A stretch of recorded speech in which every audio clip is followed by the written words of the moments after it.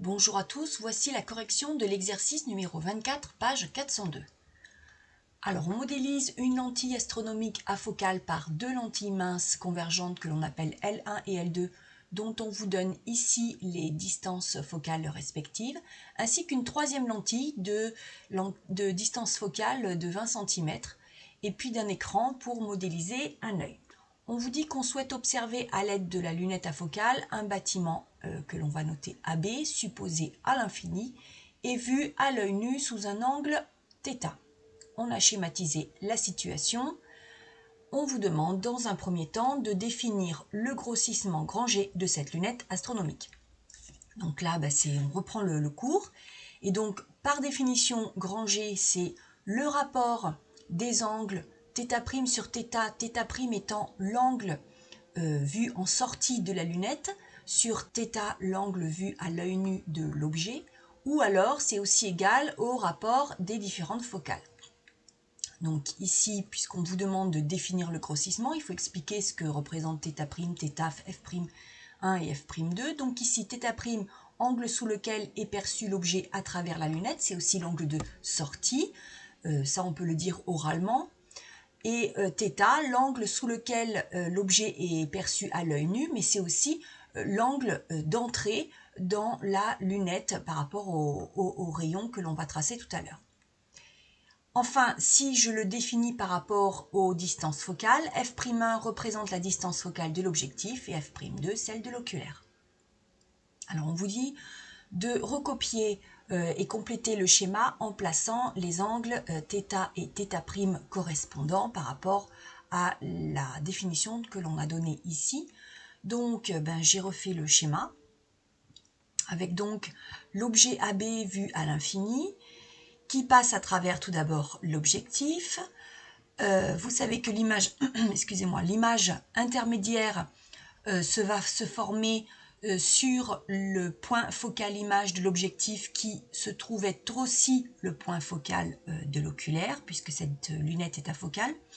Donc on a l'image ici intermédiaire A1B1 qui elle-même va donner une image à travers l'oculaire, c'est-à-dire que ici maintenant A1B1 joue le rôle d'objet par rapport à l'oculaire, et cet objet va former à travers l'oculaire une image A'B' à l'infini, B' étant donc vers l'arrière ici, et A' vers l'arrière du côté de A.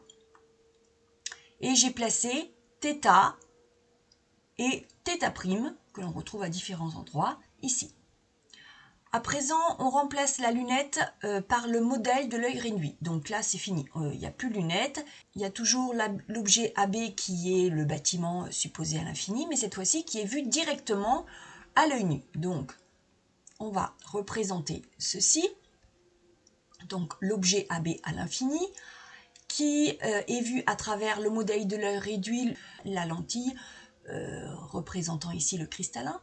Et donc, on a l'objet AB à l'infini et j'ai construit l'image A3B3 à travers cette lentille. Puisque l'objet est à l'infini, eh bien l'image va se former sur le plan focal image de la lentille qui se trouve être l'écran symbolisant la rétine.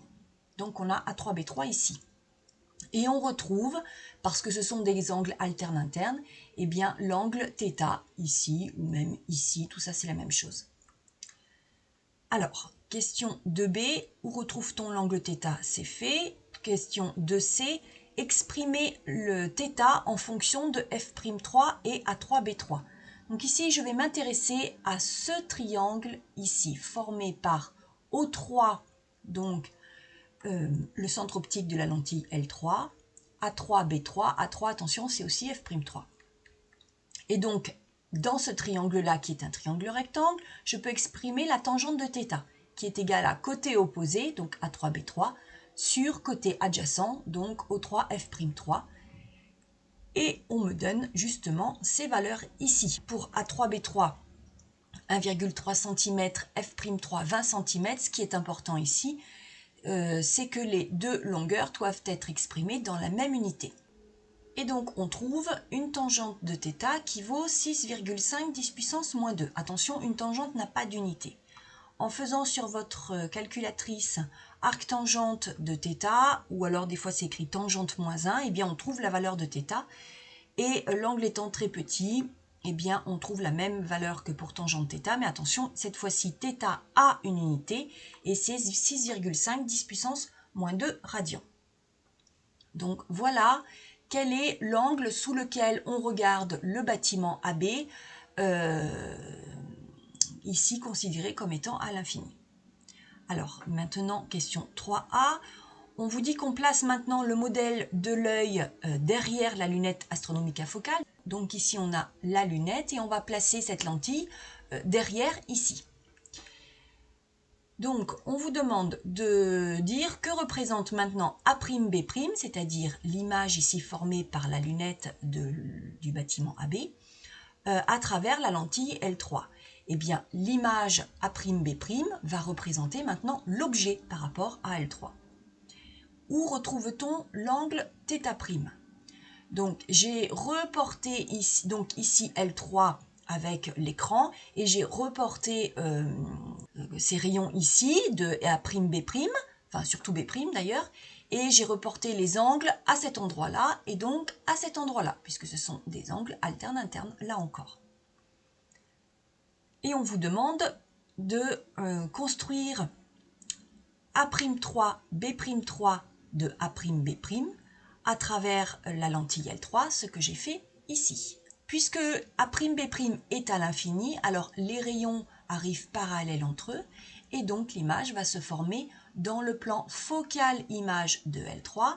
Donc par rapport à ce rayon-là, eh bien, il n'est pas dévié, et celui qui va être parallèle à celui-ci, mais en passant par F3, eh bien, va émerger parallèlement à l'axe optique, et donc on a ici A'3 et B'3.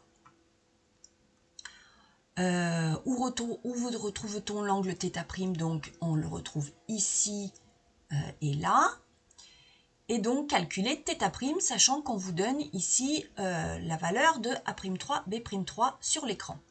Donc dans le triangle O3, que je n'ai pas écrit ici, mais O3, A'3, B'3, on a un triangle rectangle, donc on va pouvoir calculer la tangente de cet angle-là, qui est par définition côté opposé sur côté adjacent. Donc ça va s'écrire A'3, B'3 sur ici O3, A'3, qui est aussi égal au point F'3. Donc ici, on a la distance focale. Donc on peut aussi l'écrire comme ça. On vous donne toutes les valeurs pour pouvoir le calculer. Les unités sont les mêmes, donc je n'ai pas de conversion à faire et je trouve directement tangente θ' égale 0,745. Il n'y a pas d'unité pour la tangente, mais du coup, en déterminant θ', en faisant la fonction inverse de la tangente sur votre calculatrice, on trouve 0,640 radians pour cet angle, donc ici, qui arrive dans l'œil. On vous demande ensuite de calculer le grossissement, donc par définition, c'est l'angle θ' sur θ. J'ai toutes les valeurs et donc je trouve expérimentalement une valeur de G de 9,8. On vous demande d'exprimer le grossissement de G, de cette lunette, mais en fonction des distances focales. Alors on avait vu que ça pouvait aussi s'exprimer comme cela. On nous donne justement les distances focales. Les unités, là encore, doivent être les mêmes, ce qui est le cas, donc je peux calculer et je trouve 10. Vous voyez que les valeurs sont proches, mais par rapport ici à l'incertitude type sur G, eh bien, est-ce qu'on peut dire que cette valeur expérimentale va se trouver dans l'intervalle de la valeur de G par rapport ici aux incertitudes? Donc c'est ce que nous allons faire dans la 5e question petit b, où on vous demande justement d'évaluer cette incertitude type sur le grossissement. On vous donne l'expression que j'ai reprise ici, et donc on va exprimer tout ceci. On me donne les incertitudes types sur les différentes focales qui vous sont données là et là pour F'1 et pour F'2. Donc ça c'est U de F'1 et ici U de F'2. Ce qui est important, c'est que les valeurs au numérateur et au dénominateur de chaque fraction doivent être dans la même unité, ce qui est le cas, tout est donné ici en centimètres. Et G, je vous rappelle, n'a pas d'unité. Donc on y va. On avait dit que G, en utilisant donc le rapport de F'1 sur F'2, faisait 10. Et donc je remplace ici. N'oubliez pas sur votre calculatrice de rajouter une parenthèse là et là pour bien que la racine carrée prenne la totalité de cette expression.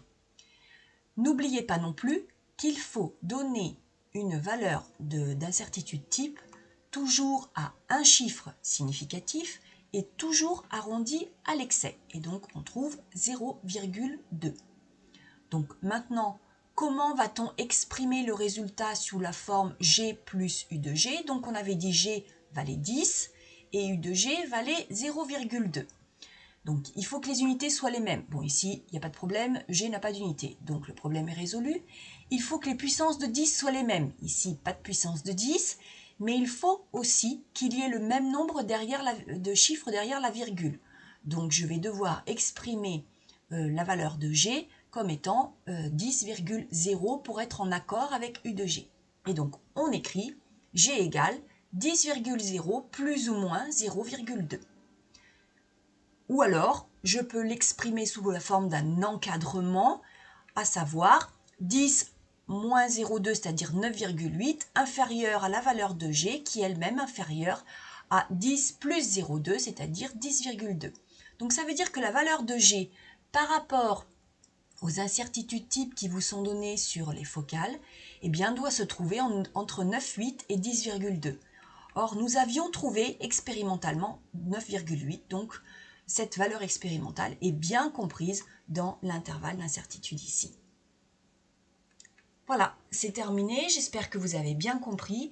N'hésitez pas à poser vos questions sur votre cahier et on y répondra au prochain cours. À bientôt!